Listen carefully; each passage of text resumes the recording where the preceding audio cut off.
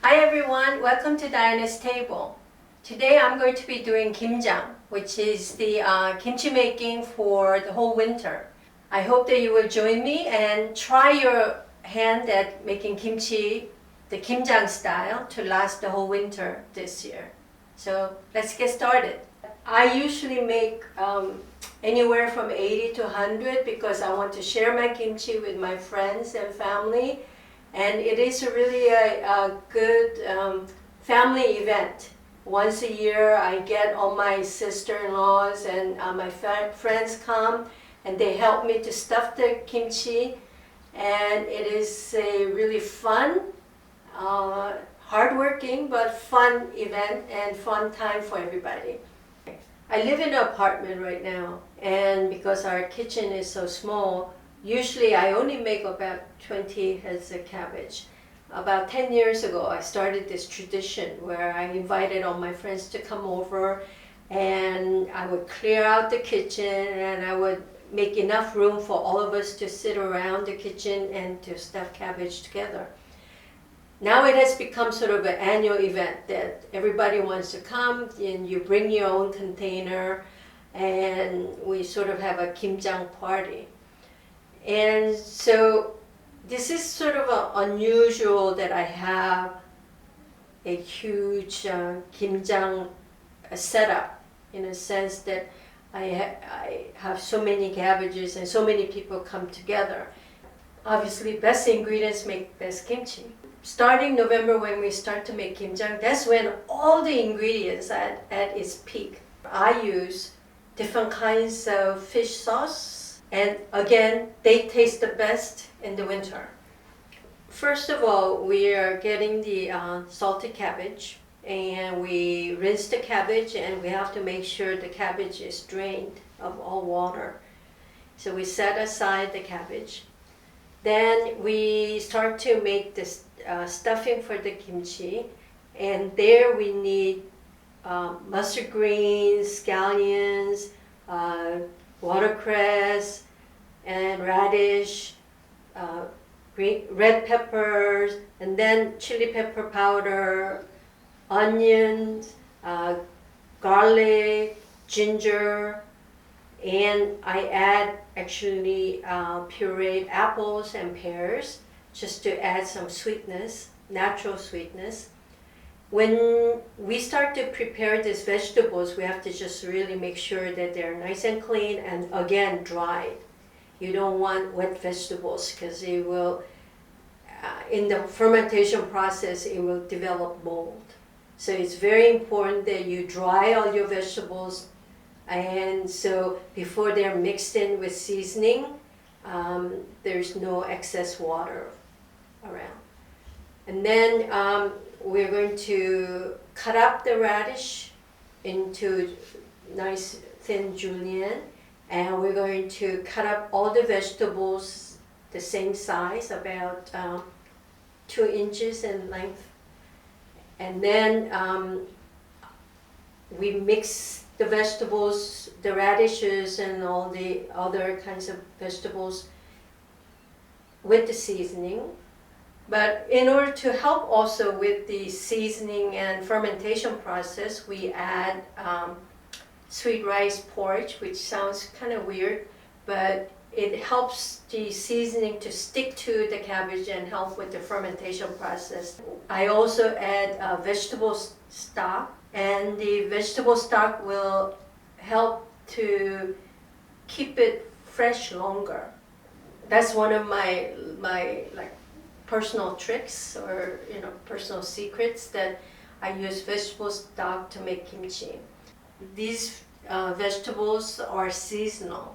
So if you were to go to your grocery store in November and December, you will find all of these ingredients. Almost a year ago, when I was in LA, I put together a kimjang for my friends in LA. And in doing that, I have found that there are surprisingly all kinds of ingredients available at Korean grocery stores. So now you can find most everything at a Korean grocery store. We start to stuff the cabbage. And as we stuff the cabbage, again, it's very important that we stuff the cabbage with the stuffing to the head side. So the leafy side is you don't really have to worry about, but the towards the head, that's where the cabbage is kind of thick. So you have to make sure that you have enough stuffing around the head, so that again it doesn't develop mold and it doesn't stay like just fresh cabbage. So the stuffing will help it to season and also to ferment. Once you stuff it, you have to wrap it around with the last leaf tightly, and then put it into the container again tightly. And if you have certain empty spots, you put in like some radishes to fill the hole. Or we help with the fermentation process by putting all the kimchi in a plastic bag so that no air gets through it. Really minimize any kind of air vacuum between the cabbages. And then we tie the plastic, and then we leave it out for probably 2 to 3 days in regular room temperature to assist with the initial fermentation process. When you open it up, you'll see bubbles within the plastic bag, and that's when you put the kimchi into the refrigerator, or kimchi refrigerator if you have one. Traditionally in Korea, because we didn't have refrigeration, we used to make kimchi around November and December to last us until the spring. So you have to make enough kimchi to last your whole family for maybe 5 to 6 months. And we would make kimchi, and we would dig a hole in the ground, and in an earthenware we would store the kimchi. Now with the modern days, we have what is called the kimchi refrigerator. And it really helps to keep the temperature even and consistent throughout the whole storage process, such that now you can keep your kimchi for longer than 6 months. And in fact, I keep my kimjang kimchi up to 3 years. What's so special about kimchi refrigerator is that it keeps the kimchi at a one consistent temperature, which is, they say, the same temperature that you would have had if you put it into the ground. Actually, you can start to eat it after 3 days, but it would be really, in a way, sort of raw. So we always say the best time to eat that kind of kimjang kimchi is probably after 3 weeks. Everybody has a different taste preference. My husband really likes to eat it before. He likes it when it's really nice and crunchy. It's almost like a salad. I like it really well fermented. Kimjang, long time ago when they got started, I think it was not just family but almost as a village. So they went around different houses, and so you do your kimjang today, and then you would also go and help somebody else, your friends, your neighbors' kimjang maybe next week. So it was almost like the community support. These days it's more of, it's gotten to be more, obviously family centered, and some families like ours, we like to get together and we like to use this opportunity to catch up. But it's not really like a holiday. It is a chore that we make it into a community event, so make it easier.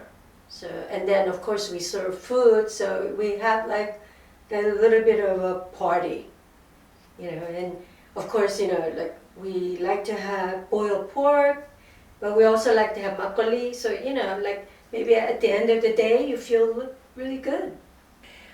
I like to make kimjang because I see it as a way to help especially single friends that I have around me. I like to give them like a big container of kimchi for almost like a Christmas gift, and have them eat that kimchi throughout the winter times. In making kimjang kimchi, of course, it's really important to use fresh ingredients, seasonal ingredients.